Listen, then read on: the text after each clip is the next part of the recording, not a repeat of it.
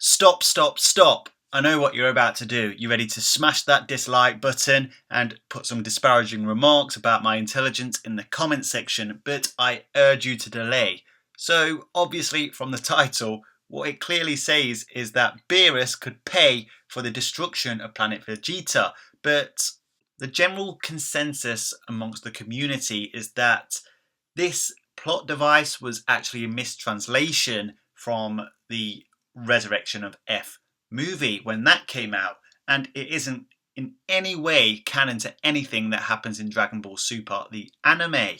And I'm going to be totally earnest with you guys. I am not ridiculing anybody who had this preconception about this, because basically I had it too. It was only when I actually did some digging for another video on the earlier episodes that I came across what I'm about to present to you in just a moment. So take a look at this. These images are from the Crunchyroll sub of Dragon Ball Super. They are licensed official subbers for Dragon Ball Super. I am not making this up. I haven't put the subs on there myself to support some of my hidden agendas. This is what they actually say. By all means, go and watch episode 3 of Dragon Ball Super on Crunchyroll and you will see for yourself. Here it goes. So, I repeat, this is in the official simulcast for Dragon Ball Super episode 3 around the 10:24 mark of episode 3. Beerus has just found out the Super Saiyan God's name and he wonders what it is. So, he says to Whis, the Saiyans may know something, and then says, wait, did Frieza destroy the Saiyans' homeworld, planet Vegeta? Whis, Beerus's angelic attendant, responds, wasn't it you who told him to do so while you were asleep? Beerus replies, you know they drove me nuts, especially that old miser, King Vegeta. And then to conclude, Beerus says, so basically to sum up, the Saiyans were annihilated together with planet Vegeta, right? And then this is where Whis lets him know that planet Vegeta has indeed been destroyed, but there are some surviving Saiyans, mostly on Earth. Now, I want to look at this from all possible angles. In this passage, Beerus does not confirm or deny ordering Frieza to destroy planet Vegeta in his sleep.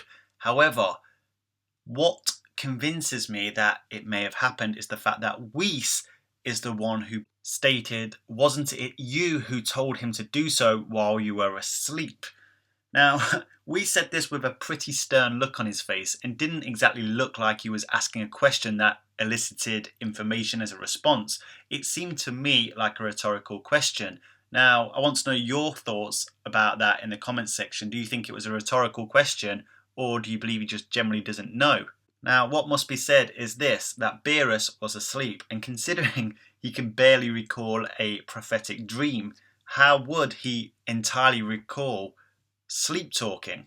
Maybe he has that ability, but given the impression of that dialogue, I'm under the impression that Whis actually witnessed it happen. Now, I've seen time and time again when somebody brings up in a discussion that Beerus ordered Frieza to destroy planet Vegeta, they often get shut straight down, and usually I would be supporting the guy that shut them straight down. But I'm going to be honest, I now believe that I was wrong.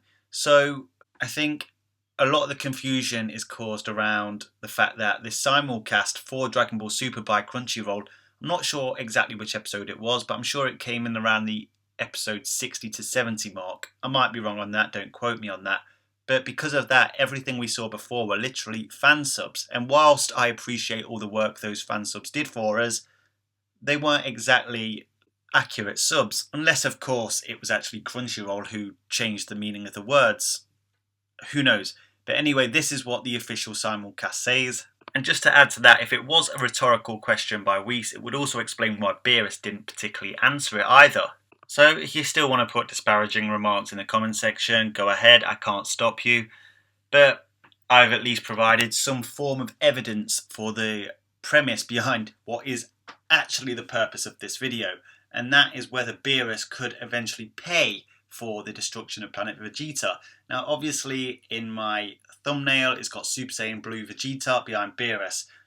I know full well that Super Saiyan Blue Vegeta would not stand a chance against Beerus. The reason I used Vegeta is because I believe he would be the most knocked about the consequence of what Beerus's sleep talk did. So, if you've been following my channel, you'll know I'm about to move on to the bit that excites me the most, the hypothetical part. Now we've got the details out the way, we can theorise on potential avenues the Dragon Ball Super series can take in the future, and that is absolutely what I love to do. If you like to do that as well and you're not subscribed, you should subscribe to my channel because I have plenty of content that you'll enjoy. So the thing about all this malark is basically it hasn't really been mentioned ever since then. Obviously, in the Resurrection of F Saga, Frieza said nothing about it. In fact, he did see Beerus arrive on Earth during his fight with Goku, and he looked more surprised and shocked that Beerus himself was there. You could put this down to the fact that Frieza still fears Beerus, or the fact that he was focusing mainly on the task at hand, which was getting his vengeance on Goku. Anyway, however way you look at it, it was not mentioned. Zilch about it. Then, obviously since then, Frieza was in hell again, so he couldn't really talk about it. Up until quite recently, when Frieza was brought back for the Tournament of Power. So, could he mention anything to the likes of Goku or Vegeta in the Tournament of Power? Well, what's interesting is basically everybody expects Frieza to cause some trouble in this tournament, and he has done nothing of the sort as of yet. We had one false moment where he looked like he was turning on Gohan, but in actuality, he was literally trying to trick Frost. And even more recently, he lent energy to Goku in episode 111. Frieza is playing his all for a fool. He is definitely playing a much longer game this time than his original short game in Resurrection of F.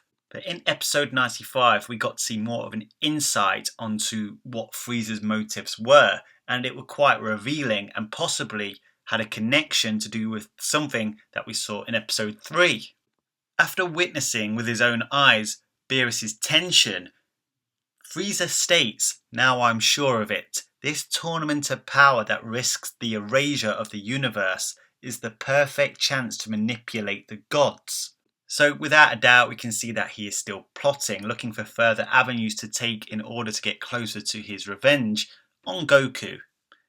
He then goes on to say, "I'll have the last laugh. You won't be doing as you please forever, Beerus. You won't be doing as you please forever, Beerus." This could imply two potential things. The first one could be the fact that he just doesn't like being ordered about. We have seen him basically hating on authority, even in the Tournament of Power, threatening that he'll one day reign over even the Omni King Zeno. But another thing it could be is, we do know that Frieza and Beerus have a history. Obviously, in Dragon Ball Super, every time we've seen Frieza, we've literally seen the dialogue between them, so it can't be anything that's happened in Super. But it could be something that's happened beforehand, before Planet Namek.